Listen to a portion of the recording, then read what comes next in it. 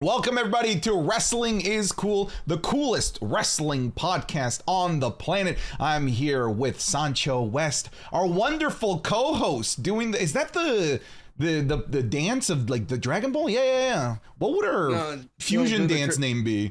NWO thing, dude. Oh, I'm dumb. I'm thinking Dragon Ball when they like fuse. Anyways, you nerd. I'm sorry. Okay, Fortnite man. All right. That automatically makes you a nerd no matter what. What's up, man? Dude, what a great time for wrestling, I say. You know, I feel what's exciting is like wrestling is almost really close to must watch. You don't want to miss out on a week. And so I'm enjoying the ride right now. I'm loving that we have started this podcast that feels like at the right time to talk about wrestling. I was thinking the same thing. Like, what a perfect time to be able to have a platform to be able to geek out about wrestling. I don't know about you. I have friends. I don't know if you have any, but I have a couple. You have a couple. Does it feel at all to you and like in your circle that maybe WWE and wrestling is starting to maybe creep into the lexicon of not just hardcore wrestling fans? I'm starting to kind of hear the conversation of wrestling in the mainstream, which is so cool. It's getting there. I mean, it's not at its height to what it can be, but hearing people just go, yeah. I think one of my favorite times I was, I didn't get to tell you the story.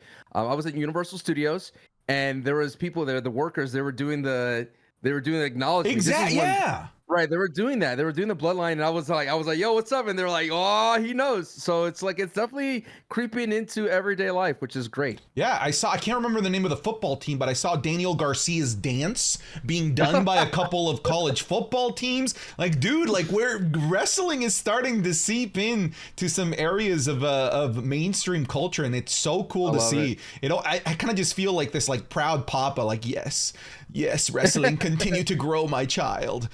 But yeah, man, it is a cool time to be a wrestling fan. It is a cool and exciting time to be a wrestling podcaster, content creator, because there's just so much to talk about from all corners of the world of professional wrestling. Our first topic of the show, we're going to talk about Fastlane, the fallout from Fastlane, the legendary Fastlane press conference at the end. Yeet! Do you feel him, sir? We're going to be talking all about the memes that came from that. But gut check, Sancho. Fastlane, what do we think? I give it a thumbs up. Yeah. It accomplished what it needed. I'm still not a fan of just 5 matches. And I think it's because I'm a battle worn from Survivor Series 1001 pay-per-views, because they only have 4 matches in there, and it's really tough to stay engaged with the match no matter how great it is, because it's just it's too much time. There's too much talent on this roster. Throw in a segment, do pretty deadly something, throw in more stuff in between fast matches. I mean, there's no reason why Ivar should not have had a match here. There's no reason why the brutal brutes or the brawling brutes, I'm sorry, should not have a match here. There is too much talent on the roster not to see them backstage. I think if they would have mixed in some backstage segments, it's the same kind of feedback I had for Payback. I mean, overall, the action in the ring was nice, and I felt a lot of good things were happening. I feel that a couple of matches were let down based on the overhyping from us, I would say. But overall, it was a solid one. The most important things got over, and the most important things moved on, and that's what I always think is a W for PLE. For sure. And I'm being a bad master of ceremonies here. Just reminded me, you mentioned the 1001 pay-per-views, which is available exclusively on Patreon. One of the Wrestling is Cool shows that, again, only available on Patreon, where Sancho puts himself through agony as he tries to get through every single Survivor Series leading up to Survivor Series 2023. CM Punk confirmed, we shall see. But yes, we are really not necessarily sponsored, but we are backed by our friends over at Patreon who are supporting us. There are lots of tiers over there, folks. Like, you don't need to be paying, the $15 tier. Like, that's for the ballers, all right? For a couple of extra bucks, you can get the show 3 days early. You can get the additional podcast, Wrestling is Cool, plus a bevy of extra shows that I encourage you to just go check out. Go check out patreon.com/SantiZap, if at the very least, just to get this show a few days early, because we're also going to be talking about the Tuesday Night Wars. But if you're listening to this in free feeds, you're going to be listening to this on Friday, so you're going to be behind. Hopefully we're kind of right. Hopefully we shall see. Yes, we should do pre-recordings, like, oh wow, that thing that happened totally was crazy. My gut check for Fastlane is very similar to yours. It was fine. It was good. It was more. It wasn't bad. I'll say this. It felt like such a run of the mill PLE where although it felt like things happened, it also felt like things didn't progress forward. That I think is I didn't Not like how much you want to progress forward. Well, like if I look, for example, at like the women's match, I didn't see any progression anywhere in terms of like where they could go next with like the women's division, like what's next for Io Sky, what's next for Charlotte. I didn't really see any progression there. As much as we can celebrate Carlito appearing, I don't think that there was any progression there either, because we already knew that he was with the WWE. We don't really know what his involvement. Well, you knew, but not the casual fan. Come on. Okay, fine. Okay, but people that are listening to this, you guys are cool. Right, you guys are cool. right, you guys are not right, casuals. We all knew that Carlito was part of the WWE. So this kind of just felt like something that should have already happened, and we're just trying to catch up to where we should be. That whole Carlito thing in the LWO. Can I say something here? Yeah. You know what? It's a weird thing to say as the number one LA Knight Glazer. I'm glad you acknowledge this, by the way. I'm glad you're aware of how bad it's been with you. And did you see the way he drove that Slim Jim Fastlane car? Dude, I was dying laughing. I was like, I would never be caught dead driving that, let alone turning it into Tokyo Drift with it. It wasn't him that drove. Come on. But anyway, I think as the number one LA Knight fan, I always feel that there was always a part of me that's like worried that, you know, because he has that thing where if he slipped on the ropes, or, you know, everyone's such a magnifying glass on him. And so when everything goes smooth for him, I am like doubly happy for him. You know what I mean? I'm like, yes, everything went well. You did your move on the turnbuckle. That went off without a hitch. You did all your moves perfectly, and you look like a star. The crowd was with you. They were chanting with you for every single thing. You got that ultimate hot tag, which we didn't believe would happen. We thought it would be LA Knight taking all the punishment, and this time John Cena did. So W Knight for LA Knight. So that's the thing. Like I'm in this camp, and it's a weird thing. And again, we talked about it before. My anxiety for LA Knight is I need to let that go, because now he's a main event, and that is the biggest thing for me, why I think that PLE was a W, because Fastlane is, you put the stamp on LA Knight that he is a main eventer, and no doubt leading the charge going forward. I mean, there's just, I'm daring to say he's going to unseat Roman. You think he unseats him? Well, okay. Well, funny enough, we have a question from Lord Beanie over on Patreon. Yes. Thank you for supporting us, Lord Beanie, who says, is LA Knight the one to actually get the undisputed WWE Universal Championship from Roman? It's really shaping up to be the trajectory they are going. So you feel, so I feel like it's The Rock or Cody. I think those are the, okay, all right, okay, relax. All right, go glaze some more LA Knight donuts over there. I just think that they are setting up LA Knight versus Roman Reigns for sure, but you can't just toss LA Knight versus Roman Reigns and make it a legitimate, believable bout that LA Knight could potentially win. You need to build him up. You need to build him up to be as hot, as powerful as humanly possible, so that the match with versus Roman Reigns doesn't just get buried by Roman Reigns doing Roman Reigns faces, going like, the hell are you? Right? You know, like, you know how Roman Reigns is capable of burying people with just his facial expressions if they're not a serious contender to him. That's what, he's not ready. He's not ready. You don't think LA Knight is ready at the moment? No, I mean, every time he cuts a promo, he dips into like a weird thing that's so dated. And you're like, why call Paul Heyman fat, Josh? Well, I get you. But he needs to be ready, because I don't think that he's getting a WrestleMania match. I don't think that with Roman, I should say, I don't think that it's that far out. I think that if we're getting LA Knight versus Roman, it's Survivor Series, Crown Jewel potentially. But I actually think that because of the Saudi, it's a Saudi event, Crown Jewel. The Crown Prince and the Saudi government has a lot of pull as to what matches they want to see. I think they want to see Roman Reigns versus John Cena again. As you know, I'm down for that. I'm down for that. I'm down for that. But that to me is like a nothing match, because it doesn't do anything for anybody. They're both already. It's just, yeah. So Roman Reigns would be winning that, but Survivor Series is not far enough out for us to still be thinking about wanting to build up LA Knight. Like LA Knight, you're either ready now or you're not, honestly, especially because Roman Reigns returns to Friday Night SmackDown this week. So we're going to find out where this feud goes if it does go the way of LA Knight. I feel, though, reverting back to the fallout of Fastlane, I think that was a great match. Mm-hmm. And it just went perfectly for LA Knight, and John Cena did his thing. I gotta give you props. I was worried for John Cena. I thought he'd be there, like I mentioned, for himself. But it was a great match, and I think like for a match that had nothing tied to it, it was just two heels and faces facing each other. I think it was great. I mean, it was a good PLE, and I think everyone was asleep for that. The Indianapolis crowd was just waiting for this match, and they were sitting on their hands and waiting for their cheers for John Cena and LA Knight. This felt like, I mean, you're the one that's watching Survivor Series, but this felt like such an 80s match.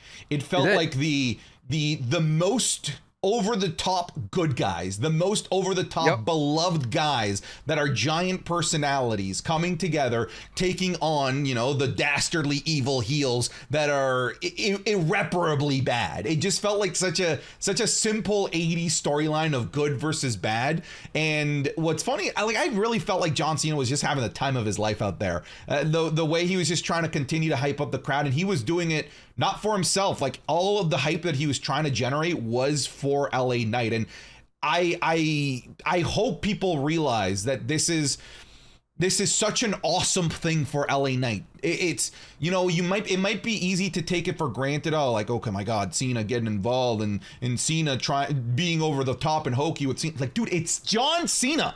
Like, it's John Cena 10 years from now when he's no longer in the ring. He's going to be in the conversation for the Mount Rushmore of professional wrestling, and he is trying to get LA Knight over. That's huge. And people are like, well, LA Knight doesn't need to get put over.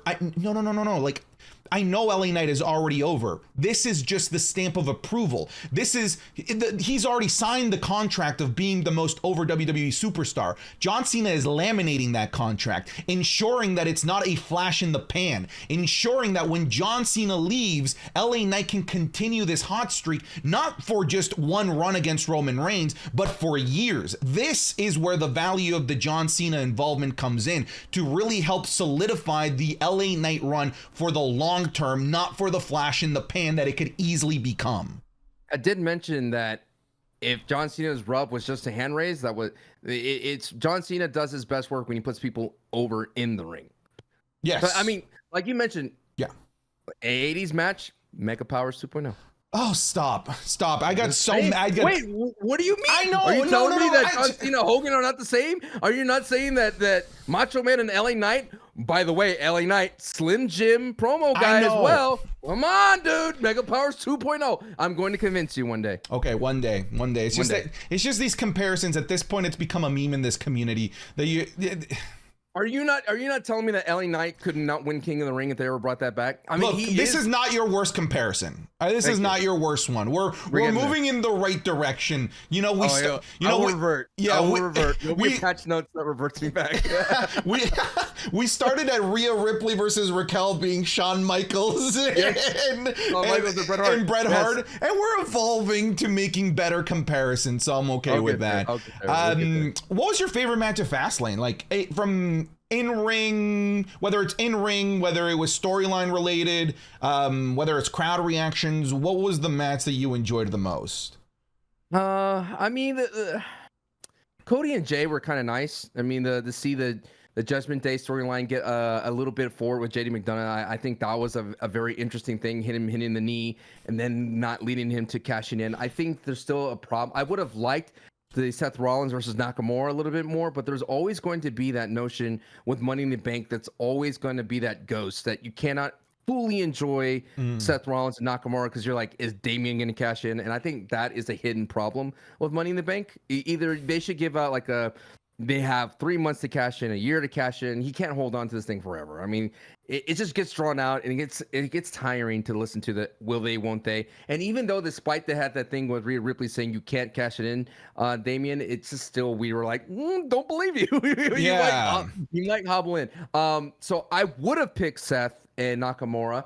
But I'd still have to go with Cena and LA Knight. I would say the second one would probably be the triple threat was Asuka, Charlotte, and Io. It definitely started cooking at the end, but that feeling of despite getting the double pin and literally getting that was a pin on Charlotte, right? It was a pin on Charlotte, yeah. Right. Even though it wasn't a clean victory, it was semi-clean. I mean, Bayley did get involved, and she said, "Don't get involved, Bayley." I just don't think they're gonna do anything. I think that WWE does not know what to do with Io Sky. Like they have no idea how to move her, how to push her forward without damage control. And I think damage control with Bayley, it feels like Finn Balor all over again. Like I mentioned, I don't know where they go with damage control, and I don't know if Io Sky continues on. I don't know if she's just a placeholder until Jade Cargill shows up or until maybe Kari Sane shows up. Okay. So I don't know, man. All right. I mean, we have a question from Charles Garbreth over on Patreon, and he asks, Galbraith. He sounds like royalty. Yeah, Prince Charles of Galbraith. Since Io pinned all 3 top women in SmackDown, Asuka, Bianca Belair, and Charlotte Flair, where do you see her going from here? It sounds like you feel like she's a little bit directionless. Maybe she needs a better talking head for her. I think Bayley just doesn't do it for her. Like there's something that's not working. Like I'm not saying a Heyman but there needs to be more managers for people like Io Sky that doesn't necessarily have this Christian Cage type vibe like Bayley's gives off. If Bayley was more like Christian Cage in the AEW and decided to walk around with the belt, I think that's an interesting angle. Granted, AEW is already doing it, but I don't know. I feel like I said, I feel like the WWE does not know how to put, unfortunately, foreign talent over so easily. I mean, they're figuring it out with Nakamura, right? They figured it out with Gunther, right? They're figuring out with some of that kind of vibe. But when it comes to Io Sky with like even Asuka, they still can't figure out how to put her over that much. I mean, we love her because we know how great she is, but it always feels like they always start something with Asuka and they take it away. They introduce Demon Asuka and then they take that away. And there's just they'll figure it out soon. I trust Triple H will get it done, but I think it's just going to cost Io Sky this belt in order for her to move on to the next chapter. Yeah, I mean, for me, I think the next logical feud for Io Sky is Bayley, and if it is a feud with Bayley, which again do you want to see that? Do you want to see that? I mean, the way they've been booking Bayley and everything. If the story makes sense, if they can make it interesting, yeah, I'm down for it. So what, Bayley gets the belt, or Io Sky beats Bayley? And I think if there's a feud between Bayley and Io Sky, Bayley's winning that thing. I really think that Bayley is eventually going to get her roses from Triple H for helping carry Damage Control, for being, a major leader in the women's division. I think eventually she's going to get her roses, because I don't believe that Bayley has had a WrestleMania women's title match. I don't think that she has.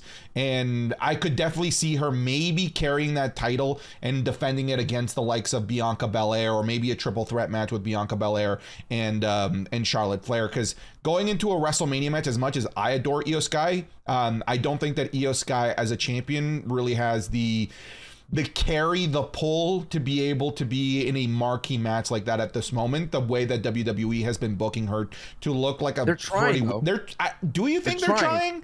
I mean, her pitting Charlotte's kind of a big deal. Yeah, but but Charlotte got the tap on Asuka first. Again, it wasn't even that clean. I genuinely dislike Super Charlotte, by the way. It does not work for me. That's what my one knock of it. That's why it's my second in the Fastlane, the triple threat, is because they made it a handicap 2v1. It was basically a 2v1. It was like a Super Charlotte. You're like, all right, we get it, Charlotte. You're above these tier of women. You're definitely in your S tier, and we get that. It just shows me what makes me more excited for Jade, and I was hoping at Fastlane that Jade would show up, and I was banking that Charlotte would win and then have a stare down, which Jade would have a stare down with Charlotte Flair in the ring. Yeah. I mean, the only segment we got was already shown before in a social post of her getting the rub by Triple H. I mean, there's no other wrestler I've ever seen in the longest time. Can you think that's ever gotten this much hype behind Jade Cargill, where literally she rolls into Fastlane and has Triple H waiting for her? There's never been anyone like Vince waiting for anybody. Anybody. Never. And even think about it. Even back in the day when Booker T and all the WCW guys came over. Nobody. And all of them got buried. Yep. they got embarrassed tremendously by WC. Like even Sting, dude, got buried by WWE when he came over. Yeah, Sting thought, hey, maybe if I wait 20 years to finally join WWE, maybe they won't. Psych! We were waiting for you. We were still gonna bury you. Yeah, I still thought it was weird that they showed her. She looked great, though. Oh, she looks amazing. That was your first glance at Jade Cargill. There you go. That's why people are excited. Because she has the quintessential WWE megastar look. Okay, she has a look that is so unique in a women's division as well. But what I thought was weird was, the focus on her in the pre-show arriving at Fastlane, but not having anything for her at Fastlane. Whether it was, I get protecting her. Sure.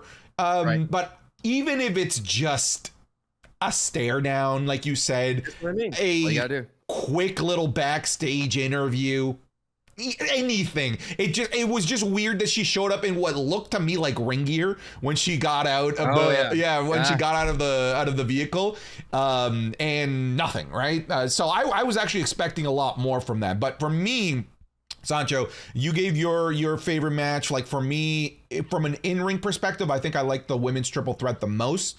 I didn't love the end result, but I really liked the last man standing match. But it suffered from the same problem that I've been screaming. I called it. The only way to beat a babyface in a last man standing match is to chop them in half with a chainsaw. It is the only way to keep a babyface down. Seth Rollins took everything. I know that it looked cheesy. It was a crash pad or whatever, but suspend disbelief. That was supposed to be concrete that he landed on. He went through 2 tables, fell off a ladder. Nakamura had nunchucks. He hit him with everything, Sancho, and still kept getting up at 9. Some of the gnarliest chair shots to the back I've seen in a long time, and still kept getting up at 9. And one major sequence from Seth Rollins to Nakamura. Sure, it was a stomp pedigree, Falcon Arrow through the table. That's enough. Like one big sequence is enough to beat the heel. I really love the match. I think that this was the Nakamura I think we were all waiting on. Like, hey, we wanted this vicious, violent Nakamura, and we finally got him. And I would have genuinely believed that this would have meant, big things for Nakamura, either him winning or maybe a continuation of Nakamura in the main event. Before you jump in here, Sancho, I have a question from Connor Williamson, who says, thought Shinsuke Nakamura really showed out at Fastlane. Between the build-up, the ruthlessness throughout the match, he really came through. Do y'all think he'll continue to get a push in this cool new direction, or do you think he has served his purpose in WWE's eyes and he will be taken out of the forefront? What do you think? Congratulations, Nakamura. You get Ricochet. For the 18th time. Well, I mean, Ricochet has to get his payback, right? He needs to get his conclusion to that. I mean, no. The thing is, like, I'm hot and cold on Nakamura. I'm really hot for him, but he's not giving me what I want. We got the in-ring, but just change the ring attire. Dude, when he came out on Raw and he beat up Ricochet in his just casual business outfit. That's what we want. I want it. Yeah. He looks so good. He looks amazing. My man's rocking loafers. I'm telling you, man, you don't mess with a man who wants to fight in loafers. No matter what. I agree. That was one of my biggest disappointments. Like, I was like this kid in a candy store because I kept saying, like, take off the jacket, take off the jacket, take off the jacket. Yeah, because like that jacket, I'm like, that's cool. He came out in this like really all white, like super lavish jacket. And I was like, there's something under there. No, it's literally the exact same glossy Nakamura. Oh, I hate it. I hate that ring attire. You're right. I would rather see corner 7-Eleven loafers just got up at 11 a.m. to kick your ass Nakamura. That is what I want to see. I'm with you 100%. I know we're being sticklers on it, but it's like you're teasing us with it. You're making us see him do his thing. And granted, I know from what I remember in the PG era, they used to make wrestlers always wear the ring gear no matter what, even if they weren't wrestling, right? And then they laxed that up as time went on. And I know that's probably Nakamura's style, but please let him do his thing out there. I mean, he looked good out there. So overall, Fastlane, I still gave it a thumbs up. And when I did my review of it, I just wasn't overly, what I said in my review is if I didn't have this podcast, I would have stopped talking about Fastlane 2 days later. It wasn't a PLE that has me wanting to continue the conversation. It wasn't a PLE that had me wanting to dissect it and trying to understand where things are going. I think the only era of aura of conversation that I want to have is is LA Knight ready? Like, that's the main conversation that I'm having here, because even Carlito didn't do it for me. By the way, new entrance theme. What are we doing? That sucked. I hated it. Where's the Carlito Caribbean cool? Did you see when they did the LWO chant? Carlito's just kind of standing there. He didn't do it. I'm telling you, they're hinting at it. Remember, you made a bet though. You said that if he doesn't turn by Friday, right? Friday, I'm calling it, because they keep saying gifted, baby. Hang on. It's not Friday Night SmackDown. It's the season premiere of Friday Night SmackDown. I didn't even know that was is that a thing? Like, I don't know, but do they make that up as time goes on? No, they've done that before. But like, is it the true date that the season premieres? It's always funny to me when I click, like, for example, all the Survivor Series and Peacock is like season 1, episode 1, season 2, episode 1. Like, it makes no sense to me. It makes no sense to me either. So this is being recorded the day after the most recent episode of Monday Night Raw, and the season finale. The season finale, and Piper. There's a segment in the back between Piper Niven and Chelsea Green and Natty and Tegan Knox. Yeah.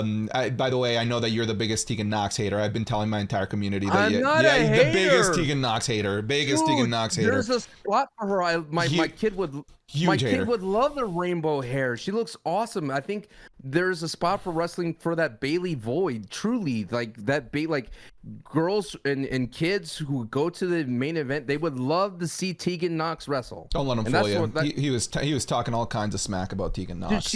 There is some.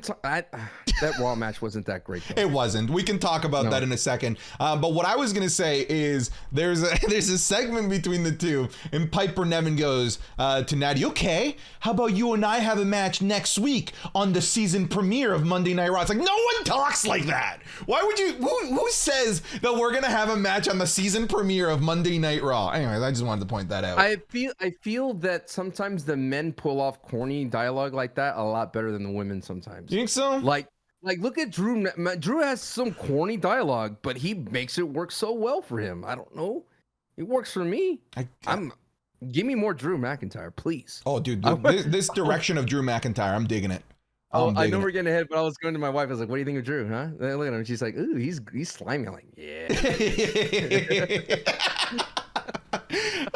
Okay, so I'm gonna give Fastlane my thumbs up. I think you're giving it your thumbs up as well. It's a good one. It just, please don't give us just 4 or 5 matches.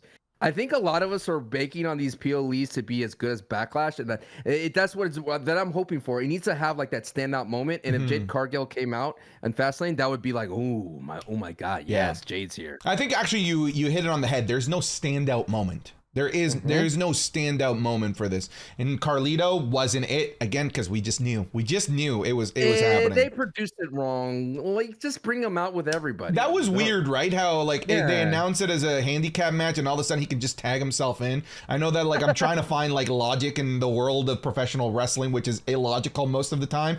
But like, come on, that was weird. Like, it was weird. That press conference was awesome though. Yeah, I love that. I think literally for Jay and Cody, they needed that press conference because they needed an identity for that tag team, and it makes more sense that Jay is just this kooky wild guy going like, and then Cody is just a straight man, you know? Yeah. Cody's just a straight man. Do you think, because Payback didn't have a press conference, do you think there's a possibility that they didn't think there was one and they were already starting to celebrate, only to be told halfway through their drinks, guys, you have a press conference? Because I feel like that's just so too perfect. I feel like that's exactly probably how it went. There's no way that they purposely got drunk before that press conference. My thing about it is, why are we having press conferences? Look, I love wrestling. You don't like them? I like them. No, it's just weird. It's like, we know wrestling. Like, come on, we all know wrestling, the outcomes are scripted, right? And there's kayfabe and we all believe in it. But I'm not a fan of wrestling trying to be like sports, like where they have the pre-show and they have the presser. And it's just like, as a writer, how can you like you have to buy into it too, right? When you're journalists in this wrestling world, you have to buy into these notions of like, hey, you gave it all your today, and unfortunately you came up short. How do you feel about that, Cody? It's not like football, right? Now, I may be shooting myself in the foot for a future opportunity with the WWE where they're like, hey, we would love you to have you on pre-show, but you said you didn't like them. Well, shucky ducky quack quack. I was so close to getting it in. I like them. You I do? think I do. I think I like them because they're trying to be like New Japan, though. New Japan has those pressers, I think. yeah, so does AEW. I like them because they just sometimes feel like you can tell that these questions aren't vetted. And sometimes it just leads to beautiful chaos. And sometimes that beautiful chaos leads to great moments. Like, for example, there was a question that was asked to Triple H that I know was meant to drum up controversy and drama. Like, hey, what do you think about Adam Copeland Edge going to AEW? Right. Like, straight up asked that. And Triple H just came up with like a beautiful answer saying like, hey, like, I'm so happy for him. I congratulated him. I just think that it was the right time for him to move on and for the WWE to move. Like, though, without those press conference, I don't think we'd get those cool little tidbit insights of reality. But then sometimes those unscripted, unvetted questions lead to, honestly, a lot of people think it's funny and dumb. I think, honestly, I'm not some social justice warrior. I think it was really disrespectful for Io Sky's very first question after pinning Charlotte to be if she wants to have a match with Taylor Swift. That should in no way, shape, or form be the first question that is asked to your women's champion who just won the only women's match on the card, who just beat two of the biggest legends in the women's division in the WWE ever, in Asuka and Charlotte Flair. And she's asked by a reporter, what do you think about the possibility of Taylor Swift coming to WWE? Would you like to have a match with Taylor Swift at WWE? Like, dude, come on, like, read the room. Maybe ask her, hey, what do you think is next for you? Was that, how did you, maybe even keep it storyline based, how did you manage to persevere through beating two? I'm trying to tell you, they're not great, though. They're just weird. Though they are weird, I'm just saying sometimes there are weird moments that are just too magical, that are such unique looks behind the curtain that we wouldn't get unless it was for these press conferences, like the "Do you feel him, sir?" moments. Like, these are moments that are they're just such a great way for the hardcore wrestling fan to connect even more with the business of professional wrestling. I just feel like it leaves the door open for mistakes. I mean, that's what happened to CM Punk. Punk made a bad mistakes in his presser. I mean, I saw one where Jericho accidentally hit a water bottle on somebody in AEW, and made him cut and bleed. It's just sometimes I feel like less is more, and I love the mystique of wrestling sometimes, in my opinion. Like, you didn't have those back in the day. You may imagine Hogan and Macho Man like, well, how do you feel about Miss Elizabeth hugging Hulk Hogan at the end of Survivor Series 2? Okay, but how does that make you feel, Macho Man? So then, like, shows like Miz TV, the Barbershop, all of those talk shows that happen on WWE television, you don't like those? Well, you're talking about the segments. Yeah, like Piper's Pit. You don't like those? That's different. They're working angles. There's no angles being worked in the press conference. Like, if I missed a presser, I wouldn't feel like I missed out on anything except like a meme or inside that is true. That is true. You do. Yeah, I guess I hear what you're saying. I still like them. I still want to see more of them. I just think that they need to be more vetted. I think they need to be more vetted. And the one thing I do say that you mentioned the magical moments, that magic between Jey and Cody allowed them to figure out some sort of chemistry, because going forward, we like, who is Jey? Who is Cody as a tag team? They're two faces thrown together. What are they going to do? What's the dynamic? Is it like a Mankind Rock situation where you don't know how they're going to gel, and now you're seeing it's going to gel, that Cody's just going to be the straight man and he's trying to keep a straight face with Jey, and they're going to be goofballs. Like, that's what I see them as. They're just two goofballs, and I enjoy that angle versus Sammy and KO, where they're like a ticking time bomb. Like, when you saw Sammy and KO, they were kind of like, when is KO gonna turn? Like, that is always the case with Sammy and Kevin Owens. But I feel like with Jey and Cody, I don't get this when is Jey gonna turn type of vibe. But that would be the biggest swerve in WWE history if Jey all of a sudden turn on Cody and then return the belts to Roman Reigns. Sancho, stop, because we have a question from Super Malachi Galaxy over on Patreon who asks, where do you think this storyline of Cody Rhodes and Jey Uso is going? Why do you think they were given the belts, and what does this mean for the future? It sounds like you had some tinfoil conspiracy here. Do you want to go first, or do you want me to take this one? There's no hear me out for me, brother. There's no hear me. I'm just simply thinking that they gave them I tweeted this out. They gave him the belts just to add a little bit more fire to Roman, make him more mad, you know, like an ex-girlfriend, ex-boyfriend type situation. Like, oh, how dare he do better? The grass is greener on that side. He's supposed to be with us, the bloodline type of deal. Yeah, so here's what I think is going to happen. Hear me out, Sancho. I don't see Cody Rhodes or Jey Uso at any time losing these belts. It's never. After or before the press conference? Never. They will never. Like, after watching the press conference? Without the press conference, they were never going to lose these because they keep pushing off this announcement of who is going over to SmackDown, and I think it's Cody Rhodes. And it's going to force a vacate of the championships and finally split them between SmackDown and Raw. I'm pretty confident that this is where they're going. Question: how'd you feel about Michael Cole grilling Cody Rhodes about finishing the story, Cody? I liked it. Go ahead. I was just going to say, if anything, that to me added more fuel to my theory that he's the one going to SmackDown. It kind of reminded me of, I'm a theater major and I studied that. It kind of reminded me of Greek play where Michael Cole is the chorus.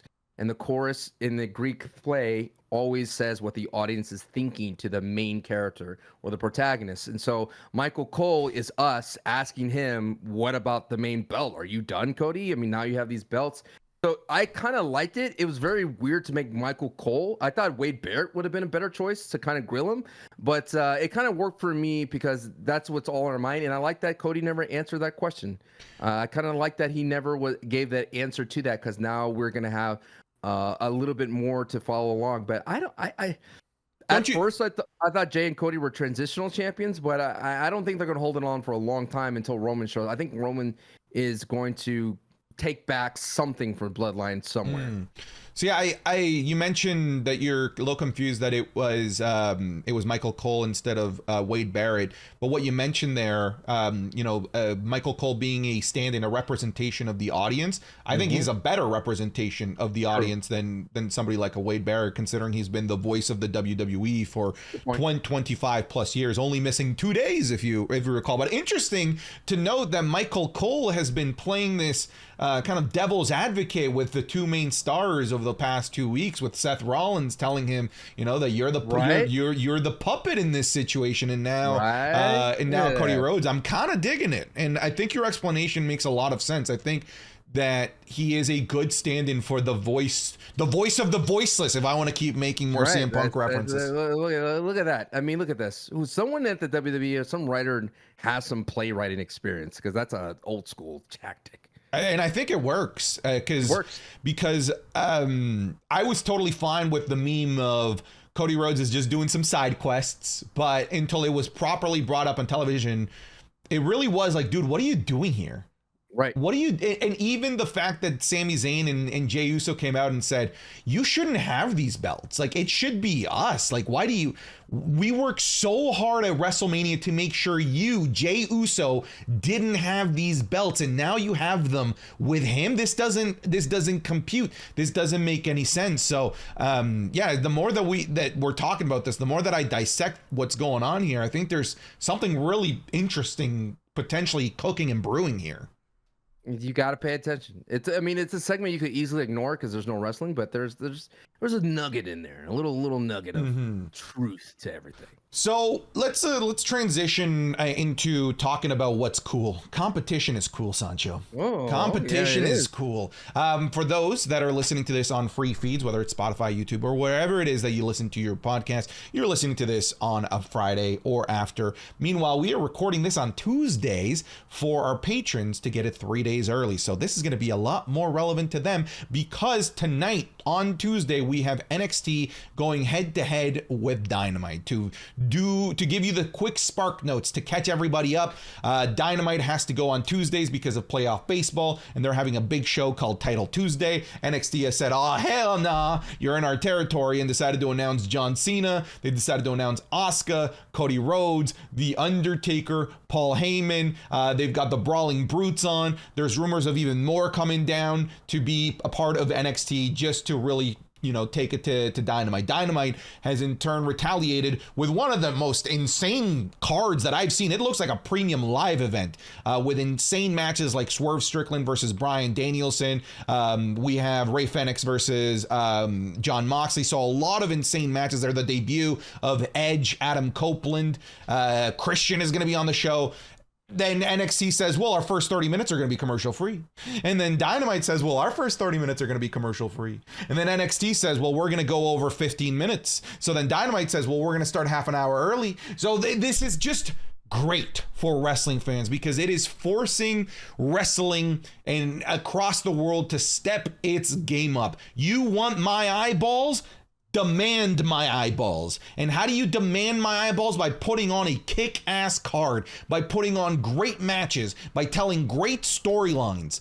That's why I think competition is cool. And there's no better example of competition being cool than what we're seeing right now with the Tuesday night single battle war that I wouldn't hate if, we're going to talk a little bit about this. Maybe the WWE smells blood in the water and just decides to move NXT to Wednesdays.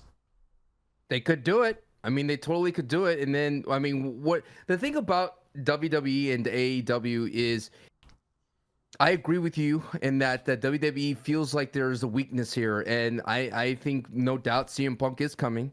And that's going to be a huge black eye for AEW. And that's definitely going to defact or pull over audience members who love CM Punk and they follow him no matter where he goes away from AEW. And it's just there's so much writing on the wall that AEW definitely is trying to fill the void with a lot of their talent. You talked about ratings. The ratings are not there for AEW as much as they used to. Edge's appearance hasn't been popping off for them as they expected. He's not moving as much as people. He's not getting those eyeballs.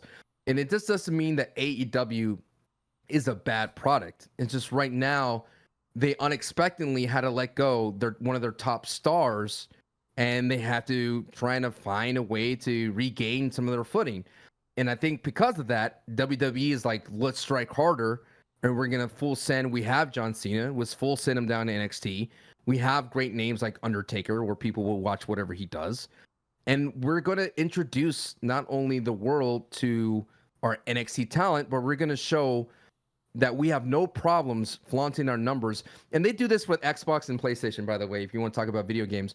When a company does well, like PlayStation or Microsoft, they will talk about sales number. They will talk about it incessantly. You will hear it nonstop from the company that's winning. And the WWE has been flaunting social media numbers for the past month like crazy. Best social media post with The Rock. Best Jade Cargill social posts all over the place.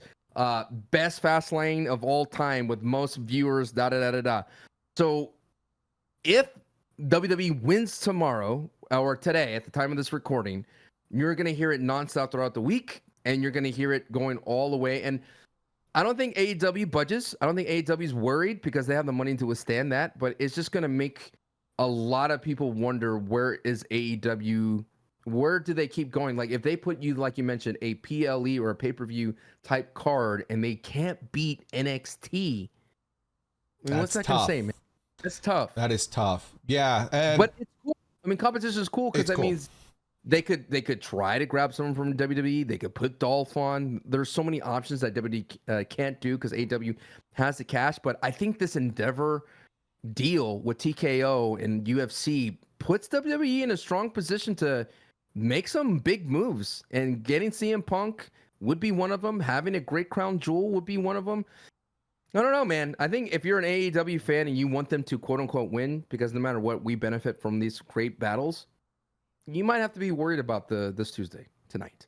I'm willing to bet the house that NXT does bigger numbers than Dynamite tonight. First and foremost, like, Dynamite is at a disadvantage being on a different night. It's on a different night. That automatically puts it at a disadvantage because there's going to be a good portion of Dynamite viewers that aren't hardcore, that aren't following, the online conversation, that don't follow Tony Khan on Twitter, that may not even know that it's moving over to Tuesday. So Dynamite's already in an uphill battle. Meanwhile, NXT they're in the trenches, right?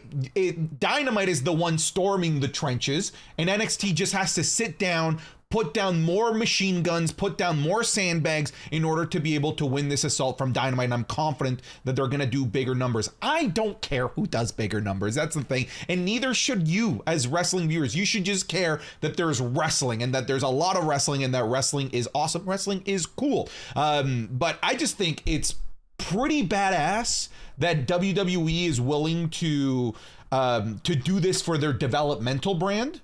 But I also think that this is a big wake-up call to people that think that Dynamite could start to nip at the heels of Raw or SmackDown. No, you can't. You still need to, you are not in the conversation with Raw and SmackDown. You are in the conversation with NXT. And this is, I just want that to serve as a reality check that one company has been around for 50 years and the other one has been around for 4. NXT is a more known brand than AEW. Like, NXT has just been around for longer. But ultimately, the point that I'm just trying to make is that I'm excited for these two to go head to head in a future. If let's say NXT knocks it out of the park here, they maybe break 1 million viewers. I don't think it's a crazy world that Endeavor says, let's go for the jugular and let's just move NXT back to Wednesdays and let's counter program Dynamite. I could definitely see that happening. It could. And that's the thing, is like, Tony Khan could withstand that. The Khans could withstand losing money. I mean, we saw it when the WCW versus WWF and the Monday Night Wars. I mean, eventually the reason why they lost is Ted Turner eventually tapped out. And then before you know it, the McMahons bought WCW and it was over. We'll see. I mean, we'll see. This will be the true test for Tony Khan and see how much of a leader he can be into these new possible Wednesday Night Wars. I mean, AEW did win the first time, though. They did push NXT back to Tuesday, so. They did. Now, who do they do that with? Who do they do that with? Look at the roster that they did that with, right? Mm-hmm. The roster's completely different than it is now. And, at the time, I'm trying to think, it was Wardlow, it was Chris Jericho and the Chris Jericho Appreciation Society.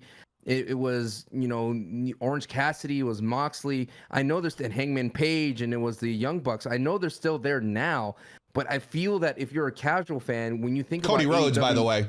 And Cody Rhodes, right? Yeah. So there's just a lot of different things that were happening at that time, and the roster was much more cohesive, and they were moving in the one direction, I feel like. And right now, with God knows, with CM Punk getting fired and everybody like wondering, the only storyline that I'm attached to is Edge and Christian. Kind of me too, man. Right. And I'm a Dynamite and Collision watcher. Like, I'm right. Up to date on both. So this isn't coming from somebody that's a WWE shill. Like, I like both shows, but it is objectively the weakest time in AEW right now in terms of storytelling. I think that they're still putting on banger matches, but to a certain degree, banger matches only matter when you have great storylines to make us care about the awesome stuff that's going on in the ring. For example, yes, great. Gray Fenix is having great matches for that international championship, but they're all open challenge matches. There's no storyline. It's just like, hey, now this week I'm fighting this guy. Now this next week I'm fighting that guy. There's no long narrative to make me care about a major Ray Fenix match, aside from the one that he's having this Tuesday with, of course, Jon Moxley. But it seems to be like a common criticism of AEW right now, where they're having fantastic matches for the sake of having fantastic matches. I think a great example as well is Danielson versus Zack Sabre Jr., which is going down as like one of the best technical matches of all time. But a lot of people are like, yeah, but like, so like it was a great match, but what was the storyline? Like, what's the payoff? What is the long-term reason for me to care? Was it really just to make one PLE awesome? Like, this doesn't make me want to tune in to Dynamite or to Collision. And that, I think, is just a problem across the board with AEW right now. To kind of play devil's advocate to your thing about Phoenix being a open challenge, I think it was different in a little bit with Cena, because when Cena had the US belt, he was providing kind of rubs for anyone who challenged them. Sure. I don't know if anyone would benefit from a Phoenix rub in AEW as much as say if it was Moxley or Jericho or Sting, if he could wrestle every night, that type of thing. Yeah, Omega doing an open challenge, dude, that'd be amazing. Down, right? That's huge, right? That's huge. Mm-hmm. But Rey Fenix having an open challenge, it's just for the sake of having a good match, a good in-ring match. But it's tough to sink your teeth into that for something long term to really care about. We talked briefly there about CM Punk with him potentially returning to the WWE. I still think it's a major loss for AEW. I think it's a loss that it's a reset that they needed. I think they did need to get rid of him, but it doesn't change the fact that it was a major loss. Like, from storylines that we're never going to have, matches that we're never going to have, like, that's subjective reasons. But then there's objective reasons, like Collision having been doing 700 to 800,000 viewers, now barely cracking 300,000. Attendance for Collision being dismal, like looking worse than just your average, Impact show. Like, it's not looking great. So I want to take this one first because I've already done a YouTube video on it, and the question of should CM Punk return to the WWE, and I'm going to give you some of the reasons why I think he should return to the WWE, and I'd like to hear what you think, if you think I'm completely off or if you agree. One of the reasons I believe that CM Punk should go to the WWE is one, like, as a business decision. I think it makes a tremendous amount of sense because CM Punk is a proven commodity both in WWE and in AEW, and it's two types, and he provides two types of financial commodities that are huge for the WWE. CM Punk is a known merch seller. WWE is notorious for making the decision on who to push and who to not push based on merch sales. And CM Punk, yeah, seriously, it sounds silly that your t-shirt sales matter in terms of what storylines you get. It does in the WWE. CM Punk was not even close, far and away the top merch seller over in AEW. And when he was in the WWE, he was a top merch seller there as well, constantly outselling the likes of Cena. So he's a known merch seller. 2, he is a known ratings draw over in AEW, and a major ratings draw as we're seeing what's going on with Collision collapsing right now. But on top of that, CM Punk was the entire reason they landed the Collision TV deal. It was sold on the back and the promise that this was going to be the CM Punk show. And WB said, yeah, we see the money. Let's give AEW Tony Khan this 2-hour TV slot on a Saturday that's going up against college football, and they were still drawing 700 to 800,000 viewers. So CM Punk is a ratings draw, not only a ratings draw, but a big enough ratings draw to win a TV deal for AEW. And right now, the WWE is in the middle of TV rate negotiations. So if you bring CM Punk, you're getting a merch seller, you're getting somebody to help potentially renegotiate a bigger deal for Raw and NXT. So the biggest con of all of this is, well, he's a, quote, locker room toxic pariah is what we hear. But here's the thing, in AEW, he was a massive shark in a tiny pond. He was totally capable of pushing his weight around because he knew he could take his ball and go home and ratings would go. He controlled things in AEW. He was a major needle mover. In the WWE, he's a spoke on the wheel. And without him, whether he wants to play ball or not, that wheel is going to keep moving. And on top of that, if he doesn't want to play ball, he has no leverage. He can't just go back to AEW. So when he comes to the WWE locker room, he's coming into a locker room that I personally believe he needs more than they need them. So they're going to be able to much more easily control somebody like CM Punk because he's not going to be the top guy in that company. He might not even be one of the top 5 guys in that company, frankly, because the WWE is just so stacked. So you're going to have a ratings drawer, a merch seller, and somebody that was thought to be difficult to deal with in the locker room, but in the context of the WWE, I think they can control him because he has no leverage. That's why I think they should bring back CM Punk. It's a business decision. I think it's a good one. I agree that they should bring him back. Not this for the same reason. Well, to add to your reasons, so to speak, is what kind of legacy that CM Punk wants to have at the end of the day. He still has time as a wrestler to change his narrative. That all the things that you said, that people were talking about him behind the curtains and what's being said on the internet. Does maybe CM Punk care or what people think about him? No, but still, at the end of the day, he still is one of the best of all time that's ever done it. And his stint at the WWE proves it.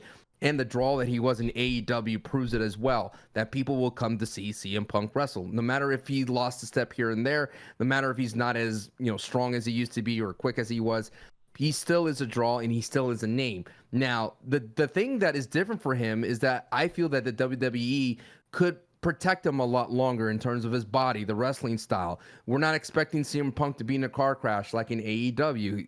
That kind of wrestling style could catch up to you. At the same time as well, he could be like the Edge that WWE had, where he comes in and wrestles at a PLE, has a feud, pops up here and there on a Raw or SmackDown and just does his thing and then leave. And at the same time, he could be that Crown Jewel guy where he comes in and has a big major match with Cena at Crown Jewel. He could draw Roman. There's so many great things that CM Punk could still do. And at the same time as well, I feel that a CM Punk on your roster, it just sounds right to me. Where else are you going to do? Where else are you going to go? And even if CM Punk ended up being a commentator, he's great to have around in that notion. He's just a great, as a wrestler, he's great to have. And I just don't think at the end of the day, he wants to just disappear and be known as like, hey, your last thing in wrestling in general was you being fired literally right after you hit the curtain for the biggest draw in London. And I think as well, if he is if CM Punk is petty, let's just say he's quote petty, right? Let's just put that on him. He would want to stick it to AEW by going to WWE. I would want to do that. I would want to. Like, right. I don't even think that's petty. I think. You fired me. You fired me, and then you put it on. You told everybody that I threatened you, and you feared your life, and you made. I still laugh at that. And you made me like this bad guy, this ultimate bad guy that no one wants to work with me. You know what? Well, I'm going to go ahead and take down your company by going to WWE and proving that you made a mistake. That's totally a good thing. It's in that sense, like, is it a toxic reason to go to WWE? Sure, but WWE will benefit. And at the same time, dude, CM Punk could go to NXT to make a stint there, right? Hell yeah, dude. That's what I mean. There's so many. There's so much to do. Sancho, send them to NXT and then move NXT to Wednesdays. Boom. That's what I'm saying, dude. And he doesn't have to stay there forever. He could just make an appearance and have the belt, NXT belt, for a while, and before you know it, NXT goes over and destroys the AEW. That's my favorite "Hear Me Out" ever. I love it.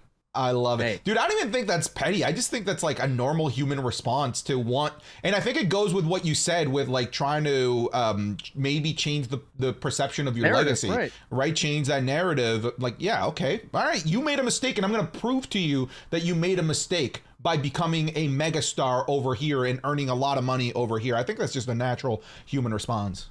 I don't think there's any wrestler that's been in CM Punk's position before ever that's been fired from a promotion and then has the ability to be over in the other instantly. Yeah. Wow. Instantly. What a time to be a wrestling fan, man. What a time to be a wrestling fan. Let's go through a couple of more Patreon questions before we wrap things up with the New Heat Order. New Heat Order. We have one from, by the way, if you want to send in your questions for next week's episode, make sure that you sign up for the Patreon, patreon.com/SantiZap, where Speedy McCrab sent in, hey, Santi and Sancho, I was at Fastlane last night, and I was wondering after this show if you think Indianapolis is capable of hosting an A-show pay-per-view. Love the pod. Have a great day. What did you think, Sancho? Look, one, you're probably from Indianapolis, Speedy McTurtle, right? Was that the name? McCrab. McCrab. Apologies. A shell's a shell in my mind. Oh, that's crustaceanist. Oh, I'm sorry. Listen, Indy, let's be real. You sat on your hands for 3 matches, and then you finally woke up for LA Knight and Cena. I get it. I mean, they're exciting. And, no. Pat McAfee's out there getting the cheap pops left and right. you're not going to get a big four. I mean, granted, you have a great stadium at the Colt Stadium, right? Whatever they call it, that little warehouse it looks like. Yeah, Lucas Oil Stadium, is that what they have? I guess. No, something like that. It would hold it great, but I don't think there might be great places to hang out in Indianapolis, and I heard of some cool places out there near the field, but let's be real. WWE's just out there just trying to get cheap pops out of you, and then maybe, Wasanti, you have a theory about this? What are they trying to do here? Yeah, my tinfoil theory is that this is just to put political pressure on local governments to bid for WrestleMania, because I think that WrestleMania is becoming the Olympics or the FIFA World Cup, because it's such a major economic boost. It's like two-night draw. Two-night draw, and I think that they're trying to get these governments to pay money, doubloons for WrestleMania to be in their city. In your city. Sorry, all these references just come to me, man. I just think that these, I can't imagine being your partner, right, in real life, living with you. Yeah, I just think that these are fake. When they say WrestleMania, we wanted to come to London, I think they're just trying to put pressure on the government of London to bid for WrestleMania. We wanted to come to Indianapolis. Yeah, WWE doesn't want to go to Indianapolis, or they want to go to a big city. But if Indianapolis is willing to pony up a ton of money, excuse me, to have WrestleMania, they're willing to do it. I think it's just a ploy to get these governments to pay money. That's what I think. It should go to London, though. I would love that. It'd be awesome. They want to get that world record. They want to get that back. I'm so confused about this world record. I thought Dallas had it because they had apparently over 100,000 people at WrestleMania 32 when it was in Dallas. It's just so weird. It like the difference between like gate attendance and paid tickets. Like it's these companies just like changing the definition of what the record is, because WWE still claims to have the record. WWE and the AT&T Stadium, there's a lot of standing room from what I remember. So the AEW Stadium sold seats? I don't know. They're just changing. It's becoming ESPN LeBron stats. You know what I mean by that? Yeah. Where ESPN is like, LeBron James is the first player in NBA history to score 22 points after eating 5 hot dogs and eating. Not a LeBron fan, eh? Wow. Oh, no, I like LeBron. I'm just saying it's ESPN that just comes up with these ridiculous stats. Anyways, next question. It sounds like you're not a LeBron fan. Okay. 6224 Cash says, who is next for Gunta if they don't pull the trigger on Gable? I don't think they're pulling the trigger on Gable. What do you mean if they don't? They're not. Clearly. They're not. We've been preaching this for a while, Sancho, for people to drop the Gable dream. It's dead. It's dead. Give him his flowers, the other kind. This man's in the grave. Yeah. The Gable push is over. I mean, clearly... we both agree that Gunther's is holding on to his belt. There's no reason for him to drop it, but I like your theory on this one. Yeah. I want to hear you out on this one. You want to hear me out on this one. I think that beating Gunther is too big of a burden for an up-and-comer to take on.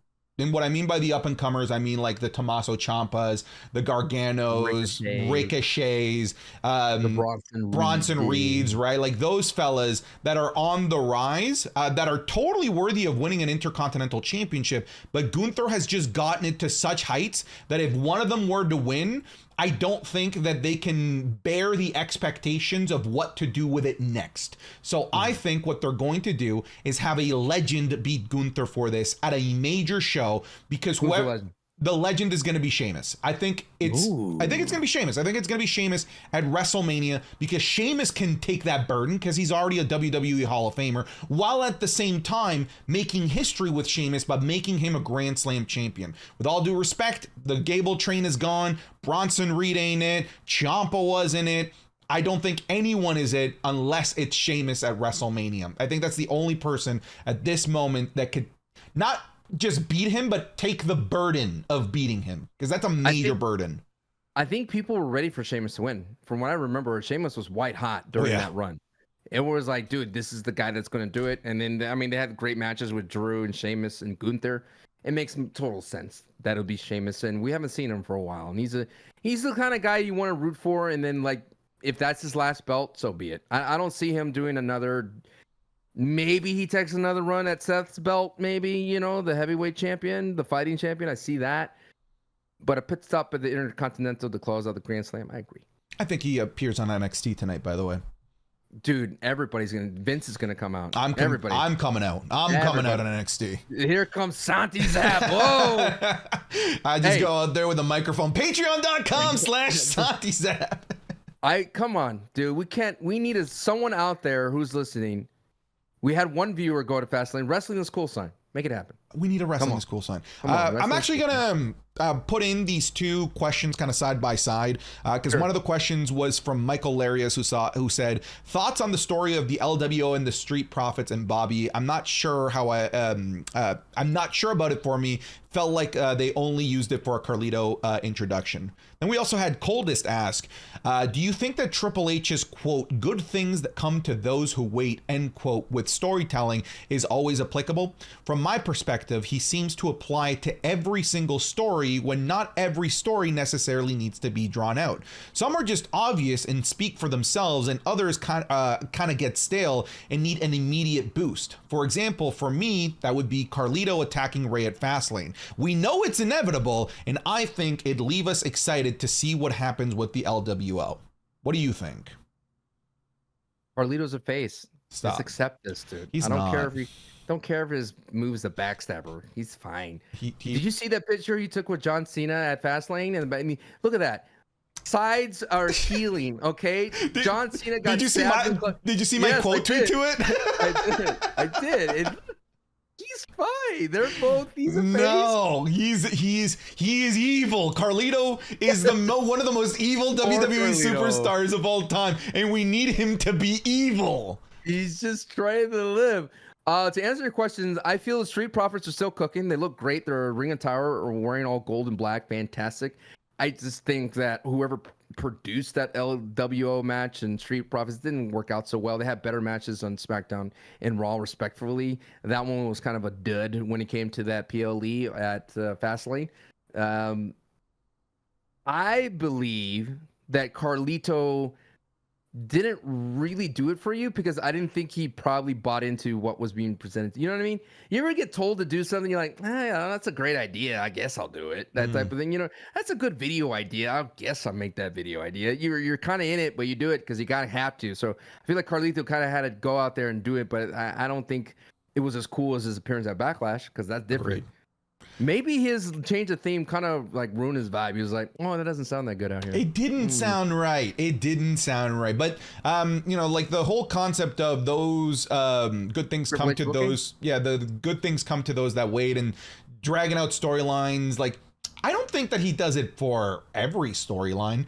Weirdly enough, I think he does it for heel factions. Dude, he is a heel fan, dude. Yeah. If you're a heel, you're going to have like Judgment Day, Bloodline. Damage Control. Damage Control is another one.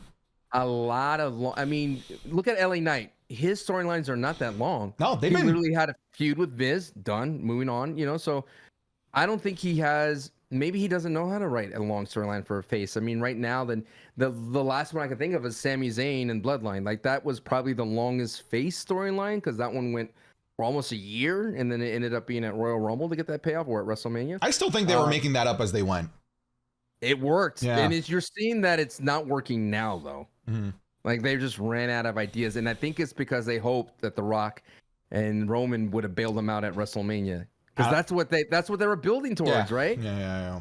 And, but I think Triple H is fine. I mean, there is a rumor that I read that it is like clear that Vince is out, but I'm still convinced it's Vince. Look, not to wish ill upon anybody. Once Vince McMahon passes away, that is the day I will believe it. But I still believe that, like, at the end of Saw 3, he has swallowed a tape, a wax tape that once they do an autopsy, it's going to be 10 years of storyline. Oh, man. I want to play a game. I want Bronson Reed to bury everybody. Bronson's not even in the WWE anymore. I don't care. I won Nakamura versus Bronson Reed and Ricochet for an 18th time. He's written every storyline for 10 years ahead. It's just Roman wins, LOL. New Heat Order? New Heat order, folks. We had some questions about the new Heat order. If this is your first time, the new Heat order is not necessarily like who's the best wrestler. It's about who's getting the latest heat for the Heat, who has a big buzz surrounding them. It's a fun thing that we do here. We call it every wrestling is cool, and it's just a fun thing that we kind of wrap a thing in, and we kind of trying to find new formats. So here's a new Heat order going into it, and someone said like maybe we should put visual editing on it. And look, we'll get there eventually. Okay, we're just a two-man band here, all right? We're a two-man band. And Sancho's got kids. Yeah, I do. Dude, I love that moment from shout out to Seth Rollins and Drew opening Raw. They really nailed it. Dude. Yeah. You Drew, used to be in a band. Yeah, I love that. All right, here's your new Heat order. Number 1, LA Knight. Going into Fastlane, by the way. LA Knight. 2, John Cena. 3, Jimmy Uso. 4, Nakamura. 5, Drew McIntyre. 6, Rhea Ripley. 7, Dominic. 8, Solo. 9, New Day. 10, Seth Rollins. 11, Damian. 12, Jade Cargill. 13, Ivar. 14, Pretty Deadly. 15, Street Business. 16, LWO. 17, Nia Jax. 18, Gunther. 19, The Miz. And 28, Town Down Under. Now, I would like to start the new Heat order in a new way by taking people off the list that you do not believe that belong on the new Heat order. So, Town Down Under was not on Fastlane. None like that. They are off. And again, the big thing is chatters and viewers and wherever you are around the world. If you're not on TV, you're not on this new Heat order. Period. I'm gonna take the Miz off as well, and I am cold on. Let's see. I'm looking here. I'm not a fan of Damian anymore, man. Like, dude, just fight JD McDonough or don't, bro. You know what I mean? Like, just get off the pot. You know what I mean? It's annoying. You get too close to him. It's awkward. You say you want to finish him off, and then you kind of, like, come on, dude. I'm tired of everything that's happening with that Judgment Day storyline. So I'm gonna move. Put the order to remove the Damian and remove Jimmy Uso.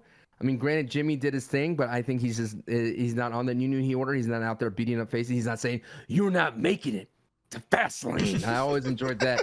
But now his time is done. He wasn't on Fastlane, and he wasn't on Raw, so that kind of hurts him a little bit, in my opinion.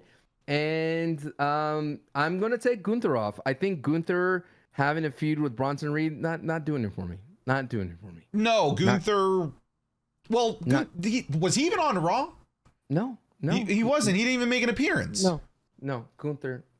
So that leaves us with a kind of third spot open, the 11th spot open, 18, 19, and 20 open. So I will go down and read the cards for Fastlane, and you tell me who from Fastlane moves up a spot. Now, we don't have Cody on here. Does Cody Rhodes and Jey Uso now? Yeah, now they're a team together. Now they're a team. Where do they move up to? I think they got to move up top 5. Because not only did they win the titles, they were a mean buzz with the press conference, and they defended their titles again on Monday Night Raw and did well and won. So I think they're up high. They're really up high. I do like their 1D. That's kind of cool. The Co 1D is what it should be called. Michael Cole really missed an opportunity. He called it the Cody 1D. It's like, dude, Co 1D. That's what you got to call it. Now, I'm going to put this as well on the table here. Drew McIntyre is top 3 for me. Okay. All right. I can vibe with that. Because the angle of a face not helping when heels do stuff and being the solo face is rare. It's rare and it's working really well. Yeah. And like he could be plugged in with any feud. He literally went from a feud with New Day straight to Seth Rollins. And no one will bat an eye. And it's like it makes sense to me. So I put Drew ahead of Jey and Cody. Okay. But then I dropped Nakamura below Drew and Jey and Cody. That's fair. Nakamura is actually quite a bit, honestly. Okay. How far does Nakamura slide off for you? Because he was going into top 4. I mean, the fact that it's now with a Ricochet feud really drops him like in the 15-ish area. I think it's a big fall. I think below Nia Jax. Yeah, I think I'd put him below Nia Jax because at least Nia Jax is in a cool kind of like 4-way feud going. Yes. Okay. Does Asuka? Unfortunately, I think Jimmy and Solo I'm kind of cold on them now a little bit, not in a negative way. They have nothing else. I think as of the recording of this, it's fair to not have them on, but I could totally see our next recording with Roman Reigns coming back, them being in there. And we're just gonna put Bloodline. Yeah, I think the Bloodline would be on one thing. Okay, Asuka, Charlotte, Io Sky. I am. You mentioned it. I don't know where they go. I think Asuka and Charlotte taking the pin, or Super Charlotte and Asuka being regulated to a handicap against. I would say Charlotte and Asuka off and keeping Io on. Okay. I'm gonna put her at 20 right Sancho, now. I hate to do this to you, but you got to carry for 30 seconds. I got somebody at the door. All right, someone's at the door. I got this. All right, now up next is Street Profits and LWO. I feel everyone out there in the chair, Santi. Right now we have Street Profits around the top 15. I think them taking the L. Me and Santi both expected that they would win, but LWO would have the save from Carlito, and that didn't quite work out. And I think it kind of hurt Street Business a little bit. The Street Profits and Bobby Lashley. I mean, they did not dominate against LWO, which they should. I am gonna take Street Business down to right 19th place. I think right above Io Sky. I'm still excited for that faction. I think they're still doing interesting things if they're trying to appease Bobby Lashley. The one thing though, for LWO, with the addition of Carlito, I know Santi's not that hot on it. I still think that moves them right in the realm of the top 15. So I'm going to put them right behind Jade Cargill. Now, when Santi comes back, like we mentioned before earlier in the podcast, I've never seen WWE roll out the red carpet for any wrestler before, and especially any wrestler from a different promotion like they have Jade Cargill. I am going to put Jade Cargill right basically in the top 10. I think she moves up a couple of spots, and I'm going to put her like right behind Rhea Ripley. I think she is definitely someone I want to see. And what I'm saying here, Santi, is I am putting Jade Cargill in the top 10 as someone who has got a lot of hype and buzz behind her. And I mean, like we said it earlier in the episode, this is not a thing that happens. Not at all. You might get, vignettes a la Brian Pillman Jr. going to NXT and stuff, but this style of this is like almost literally a red carpet. Like the only thing that's missing is the actual physical red carpet. And she might get it. And while you were gone, I put Street Business down to the 20s area because they didn't dominate LWO, and I put LWO. I put them up a little bit. I put them in the 12s. Is Carlito in there? Yeah. LWO. Okay. Yeah. Carlito. Yeah. Very, very excited. I roped them into one. Okay. Into one thing. So that's where I am. So I think, does Judgment Day lose points for losing the belts? 100%. 100%. I would say so. We've already taken Damian off because of his shenanigans with JD. Does Finn roll off the top 20? Because currently we don't have him on. And we have Dominic in 7th place right now. Dominic won an NXT title last week. I know we usually don't do NXT, but that's big. He won his NXT North American Championship back. Rhea Ripley becoming the wise mummy and like having direct face-to-face confrontations with the Bloodline and out negotiating Paul Heyman. I think that's pretty cool. I put her in 5th. I mean, I'm not happy with the direction. I do like the little pigtail vibe and her being so like angry and aggressive. I just think that's not where she needs to be now. But if that's the direction they're going, I think she's getting better at it. I think I'd be more inclined to have like Rhea and Dom almost like together, and then the rest of Judgment Day off. I agree. Yeah, because Dom needs to be on there because he won a championship. I have Dominic at 7. I think he still holds on to that 7th spot. Okay, all right. I think that might be fair then. Okay. I think currently now we're on Nakamura, Cena and LA Knight. Now, I still think LA Knight's number 1 with a bullet. I'm with you. That dude, everything he did was a pop, and I still think Cena, considering what he was doing, he still has a draw to him wherever he's going, and he's gonna take a huge audience with him to NXT. So that's why I put him in 2. Still 1 and 2. I'm okay with that. I'm okay with that being the 1 too. Okay. Now we're moving on to Raw or Solo and Jimmy. Do you think Solo stays on the 7th spot? He's on No, 8th right now. no. Like you said, they lost, and they kind of just they were fodder for the rise of LA Knight. I didn't feel like they were proper characters into this. I really just feel like they're the bad guys, and we need LA Knight to rise above them, to use the Cena rise above hate kind of thing. But they just feel directionless. Yes. Well, I mean, without their tribal chief. Yeah, they just feel directionless. By the way, shout out to Paul Heyman for not just fermenting his hair and really selling the stress that he's going through. I love it. I want to see this Friday when Roman comes back. He's flourished. His hair is back to full black. I want, dude, that would be awesome. I would love that. That would be a hidden vibe there. Okay, I put Seth Rollins in 8th. He's just right above, like, he's... You're not feeling Rollins, eh? I'm not feeling Super Rollins.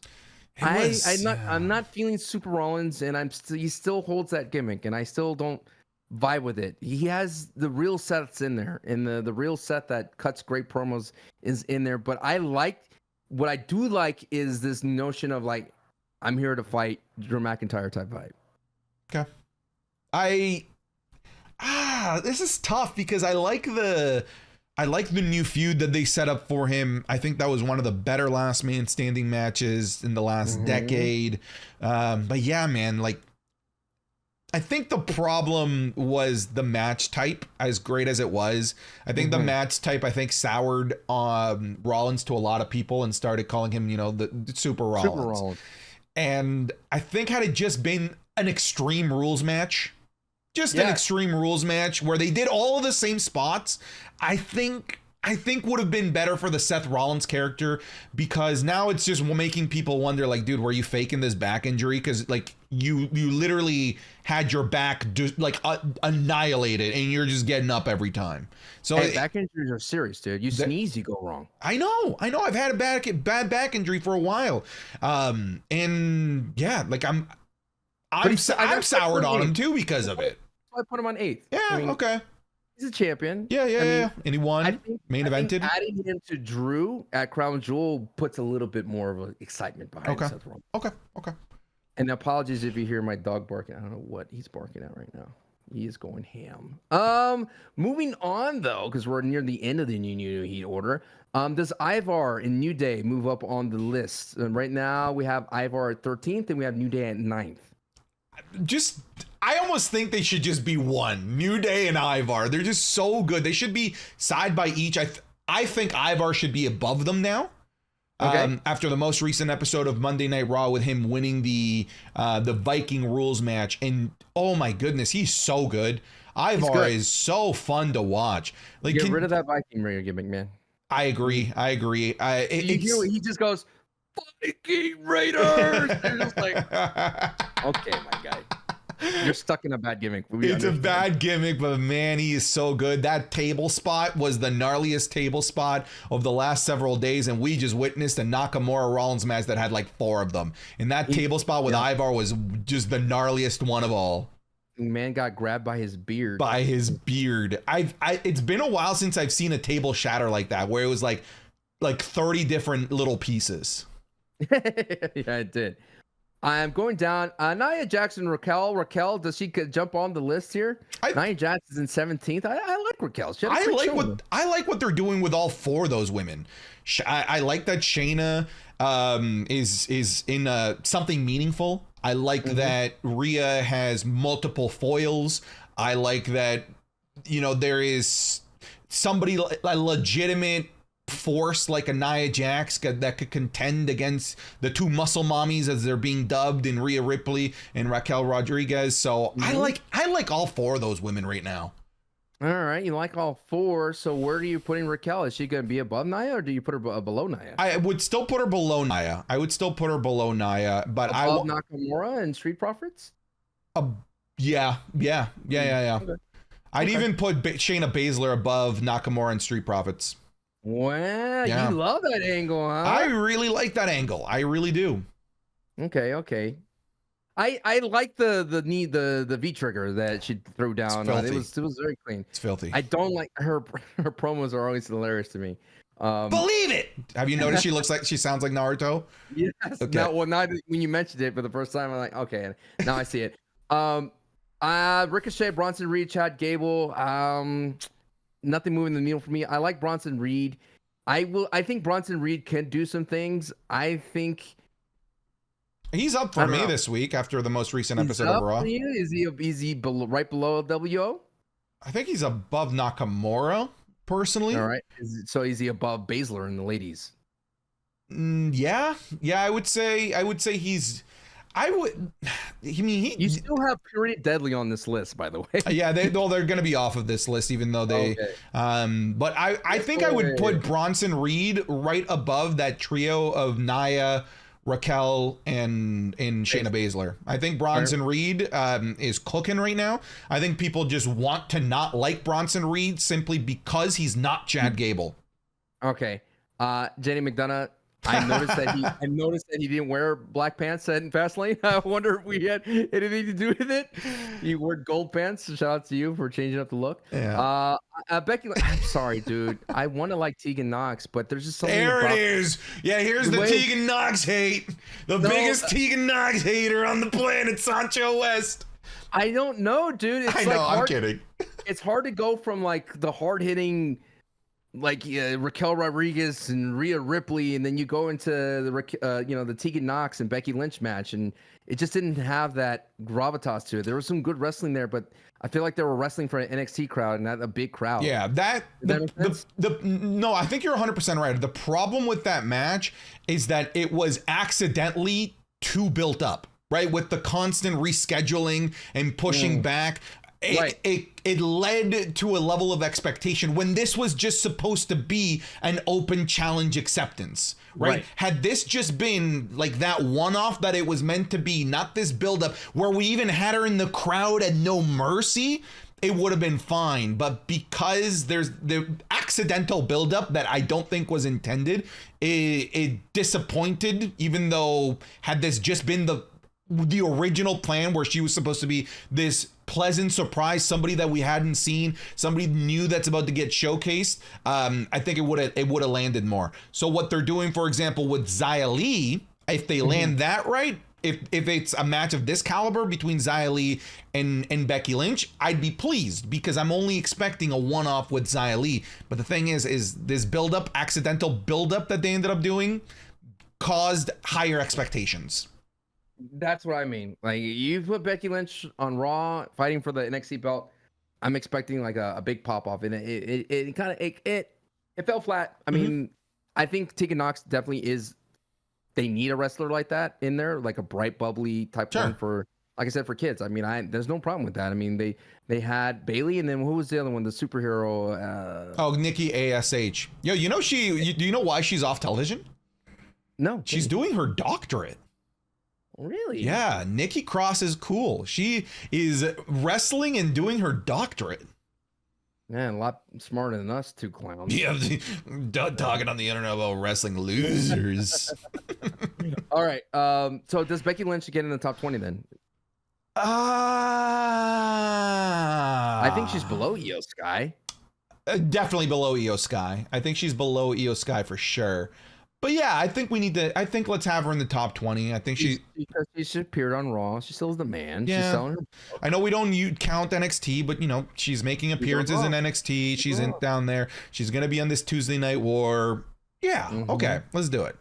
Last match and the last one and we already rated Cody Rhodes and Jey Uso at number 4. The Sami Zayn and KO make the top 20. Is it fun seeing the boys at it again? I'd still say no. You're not hot on them? I'm not hot on them. I'm not. Are they above Becky Lynch or below Becky Lynch? I think they're below Becky Lynch. Are they in the top 20? Or you want to put back? What's 20 right now?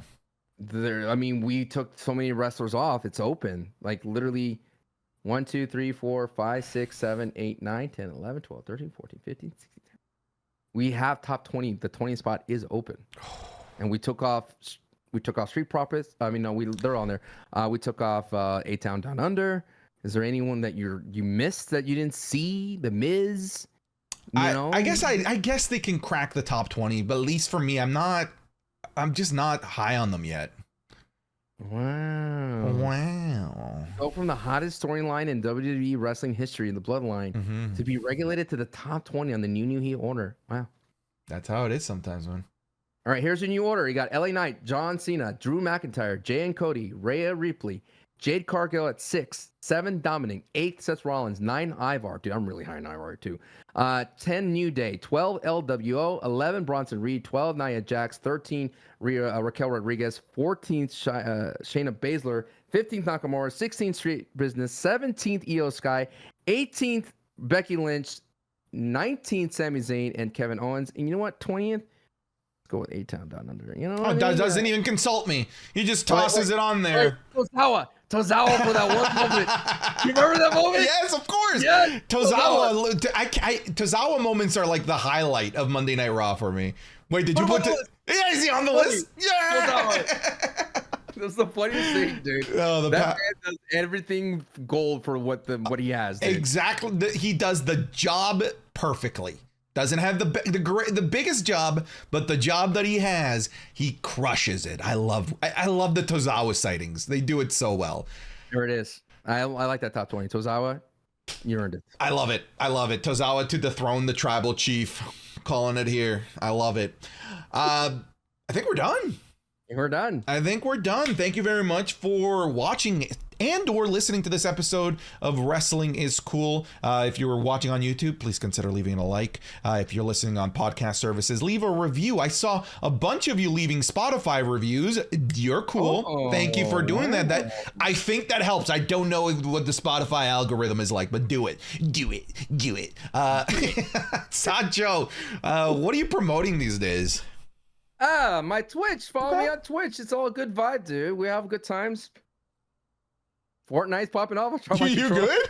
Yeah, good. You good over there? Follow me in Sancho West and all things. We're having a great time playing Fortnite. Dude, Jack Skeleton's in Fortnite. Yeah, Michael Myers is in Fortnite. Fortnite's popping right now. Tozawa next, brother. Tozawa in Fortnite. You can find me over on twitch.tv/SantiZap. Like, you have Gunther on the top 20. We put Tozawa. It's the power of Tozawa. Thank you very much for listening to this episode. Take care. Be nice to somebody. Down suits. But do you feel him, sir?